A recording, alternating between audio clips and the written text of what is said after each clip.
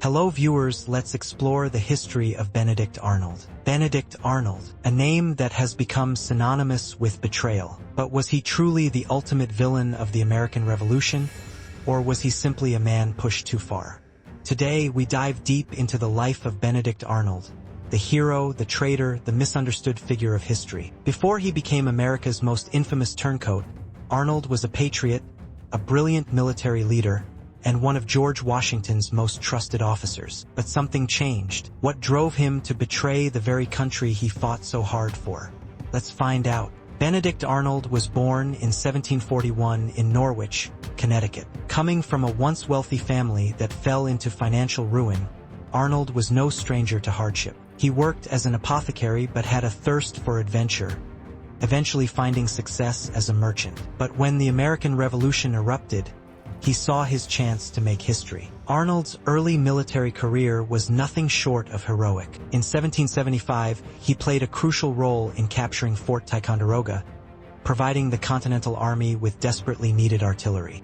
He then led a daring but disastrous expedition to Quebec, where he was wounded. Despite his injuries, he continued to fight valiantly, proving his loyalty time and time again. Arnold's greatest moment came in 1777 at the Battle of Saratoga. Though technically under General Horatio Gates, it was Arnold's aggressive leadership that turned the tide of battle. Against orders, he charged into the fight, rallying troops and securing a decisive American victory. But this victory came at a cost.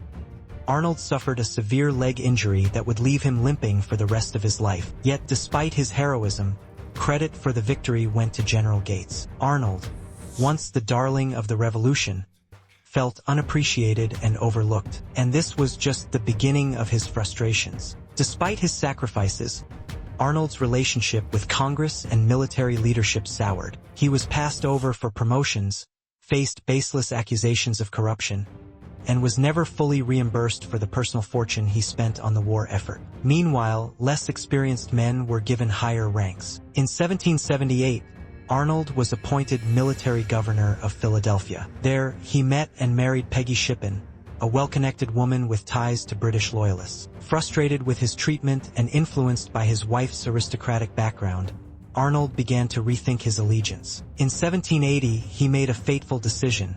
He began negotiating with the British. His price for betrayal?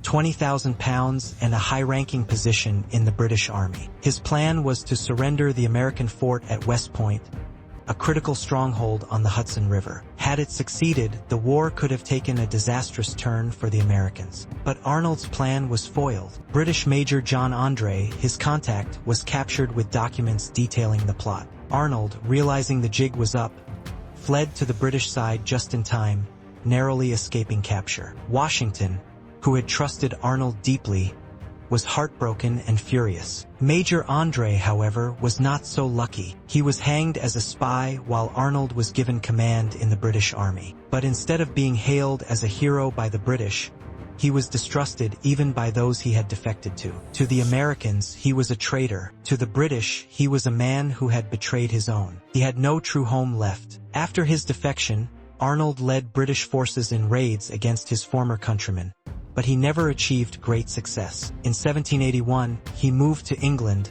hoping for recognition and reward. But instead, he found himself an outcast. In the end, Benedict Arnold died in 1801, largely forgotten, a man without a nation. His final years were spent in relative obscurity, haunted by his choices. Did he regret his betrayal? Major Andre, however, was not so lucky. He was hanged as a spy while Arnold was given command in the British Army. But instead of being hailed as a hero by the British, he was distrusted even by those he had defected to. To the Americans, he was a traitor. To the British, he was a man who had betrayed his own. He had no true home left. After his defection, Arnold led British forces in raids against his former countrymen, but he never achieved great success. In 1781, he moved to England, hoping for recognition and reward. But instead, he found himself an outcast. In the end, Benedict Arnold died in 1801, largely forgotten, a man without a nation. His final years were spent in relative obscurity,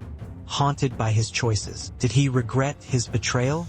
Some say he did, as legend claims that on his deathbed, He wished he had never turned his coat. So, was Benedict Arnold truly the villain history remembers him as? Or was he a misunderstood patriot, a man who felt abandoned by his country? His early actions undeniably helped shape the revolution, yet his name is forever tied to treason. One thing is certain, his story is one of ambition, brilliance, and ultimately betrayal. But whether he was a monster or simply a man pushed to the edge, that is for you to decide. What do you think? Was Benedict Arnold a traitor? Or was he a misunderstood hero? Let us know in the comments below. Don't forget to like, subscribe, and hit that notification bell for more historical deep dives. Thanks for watching, and we'll see you next time.